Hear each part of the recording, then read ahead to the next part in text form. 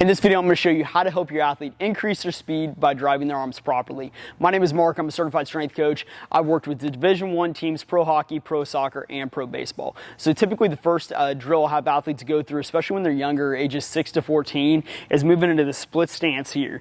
So they're going to start with one arm forward and one arm back. We want both arms to be flexed at the elbows at 90 degrees. Then they're going to simply drive their arm from that back position up to the front. So usually I'll say switch, switch, switch, switch, and what I'm looking for every time they perform that movement is that the elbow stays at about 90 degrees, that they keep their arms tight to their sides as they move from front to back, and that their hands are open. So when an athlete goes to drive their arms, we want to make sure that they keep that 90-degree angle at the elbows at all times. A lot of times when athletes first start out, they'll start here and they'll start extending at the back side.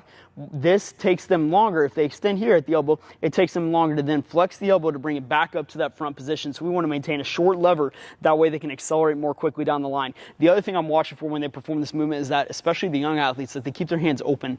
A lot of times when athletes are first learning how to run, and they're trying to be faster, they start tensing up their upper body. And so they either will make fists, or you'll just see that they'll start shrugging their shoulders up as they're running.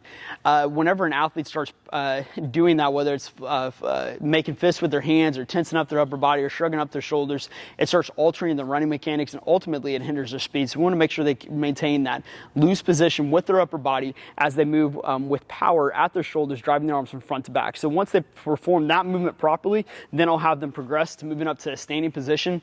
And so from this movement, we'll do the same exact thing. We'll bring one arm forward, one arm back. I'm looking for the elbow to be right in front of the shoulders or just right below that. And then we'll practice just driving the arm from front to back at the shoulders, putting some power into it as we move the arms. Watch that the athlete doesn't get away from their body. So sometimes the athlete will kind of move out here to the back and start externally rotating here at the shoulder, bringing that elbow out wide. When they come to this back position, we want to make sure that everything the athlete does helps propel them in that linear direction that they're trying to run. The further out they get away with their arms from their sides, whether they come across their body like this or they bring that elbow through at the back side, it starts detracting from their speed, because that momentum that they're generating trying to run in that linear direction is now being shifted more horizontally, and we don't want that. So making sure the elbows stay tight to their sides as they drive their arms from front to back at the shoulders. Now, one other thing you'll notice is, especially once the athlete starts getting into their sprint training and you're going through this and you're practicing it with them, that when they drive their arms up to that front side and they start trying to put some more power into it, they'll move up to the front here and they'll flex like this. Any flexion at the elbows like this does not help the athlete run faster. You want to make sure that they keep their arms at 90 degrees or right about that positioning as they drive their arms from front to back. There shouldn't be any flexion at the elbow as they drive their arms up to that front side.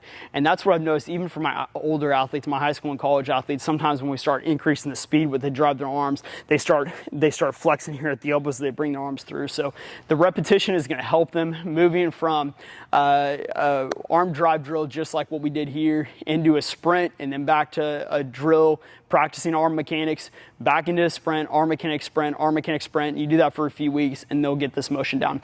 Anyway, if you like this video, please remember to hit the like button, subscribe, and let me know if you have any questions in the comment section below.